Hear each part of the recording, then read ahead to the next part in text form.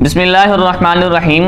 आप जानते हैं कि साइंस ये बात मानती है कि इंसान आज से पहले यानी अपने इर्तिका से पहले बंदर की शक्ल में था, और साइंस ये बात भी मानती है कि इंसान पहले बंदर था और फिर आहिस्ता आहिस्ता वक़्त के गुजरने के साथ साथ बंदर से इंसानी शक्ल में तब्दील हो गया। जबकि हम कुरान की तरफ देखें तो कुरान कहता है कि जब जनाब आदम अलैहिस्सलाम से लग़ज़िश हुई तो आपको और अम्मा हव्वा अलैहिस्सलाम को दोनों को रब ताला ने ज़मीन की तरफ उतार दिया। अब इससे ये बात तो हमें मालूम हुई कि दुनिया में आने वाले सबसे पहले इंसान जो थे वो हमारी शक्ल सूरत के थे, बल्कि कुरान कहता है लक़द ख़लक़नल इंसाना फ़ी अहसनि तक़वीम, हमने इंसान को बहुत ही अच्छे सांचे में डाला है। लेकिन साइंस इस बात को कहती है कि हम इंसान जो है पहले बंदर की शक्ल में थे। ये सारा काम ख़राब किया थ्योरी ऑफ एवोल्यूशन ने।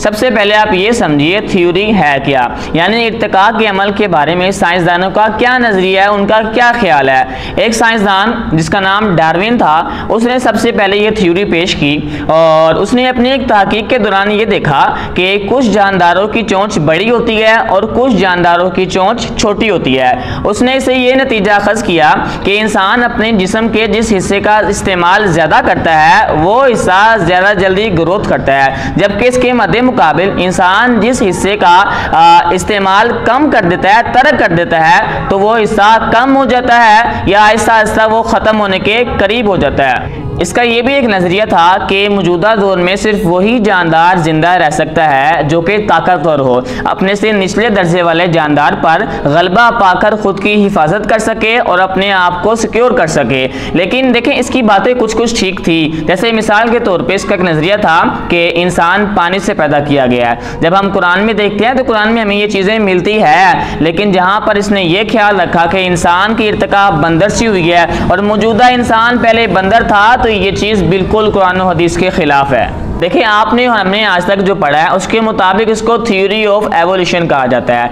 यानी इर्तिका का अमल। अगर ये सच्ची होती तो इसको थ्योरी नहीं बल्कि इसको लॉ ऑफ एवोल्यूशन यानी इर्तिका का कानून कहा जाता। किसी एक किताब के अंदर भी इसको लॉ ऑफ एवोल्यूशन नहीं कहा गया, बल्कि हर जगह इसको थ्योरी ऑफ एवोल्यूशन कहा गया है। थ्योरी का मतलब ये होता है जिसको साइंसदान आज तक मुकम्मल ना कर सके हो, और मौजूदा दौर के अंदर भी बहुत से साइंसदानों ने इस बात पर मुत्तफिक है कि ये थ्योरी महज गलत अकायद पर और गलत नजरियात पर कुरान और हदीस के ऑपोजिट बनाई गई है। चलो मिसाल के तौर पे अगर हम इनकी बात मान भी ले कि इंसान बंदर से बना है, तो मेरे भाई मेरे एक सवाल का जवाब दो कि इतने हजार साल गुजर जाने के बाद भी कोई जदीद बंदर इंसान क्यों ना बना। नंबर 2, अगर इंसान बंदर ही से बना है तो इतने ज़्यादा साइंसदान मिलकर मौजूदा वक़्त के अंदर किसी एक बंदर को भी इंसान क्यों ना बना सके।